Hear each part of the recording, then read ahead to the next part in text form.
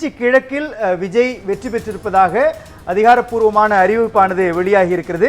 திருச்சி கிழக்கு தொகுதியில் தமிழக வெற்றி கழகத்தின் தலைவர் விஜய் வெற்றி பெற்றிருக்கின்றார். 234 தொகுதிகளில் 233 தொகுதிகளில் நேரடியாக களம் கண்ட தாவேகாவினுடைய வேட்பாளர்கள் பலர் வெற்றி வாகை சூடிக் கொண்டிருக்கிறார்கள். இந்த பின்னணியில் 2 தொகுதிகளில் தமிழக வெற்றி கழகத்தின் தலைவர் விஜய் களமிறங்கியிருந்தார். இதில் திருச்சி கிழக்கு தொகுதியில் திமுகவினுடைய இனிகோ இருதயராஜை எதிர்த்து களம் கண்ட விஜய் திருச்சி கிழக்கு தொகுதியில் வெற்றியை வசப்படுத்தி இருக்கின்றார். தான் சந்தித்த முதல் சட்டமன்ற தேர்தலிலேயே தமிழக வெற்றி கழகத்தின் தலைவர் விஜய் வெற்றி பெற்றிருப்பது ஒரு முக்கியத்துவம் வாய்ந்த திருப்பு முனையாக பார்க்கப்படுகிறது.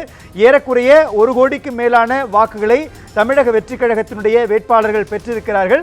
திருச்சி கிழக்கு தொகுதிக்கான சட்டமன்ற தேர்தலில் தமிழக வெற்றி கழகத்தின் தலைவர் விஜய் வெற்றி பெற்றிருக்கின்றார். இதே போன்று பெரம்பூர் சட்டமன்ற தொகுதியிலேயும் விஜய்க்கு ஒரு முன்னணி நிலவரத்தில் தான் இருக்கிறார். அவர் அங்கேயும் வெற்றி பெறுவதற்கான வாய்ப்பானது ஏற்பட்டிருக்கிறது.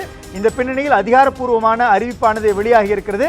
திருச்சி கிழக்கில் விஜய் வெற்றி பெற்றிருப்பதாக அதிகாரப்பூர்வமான தகவல் வெளியாகி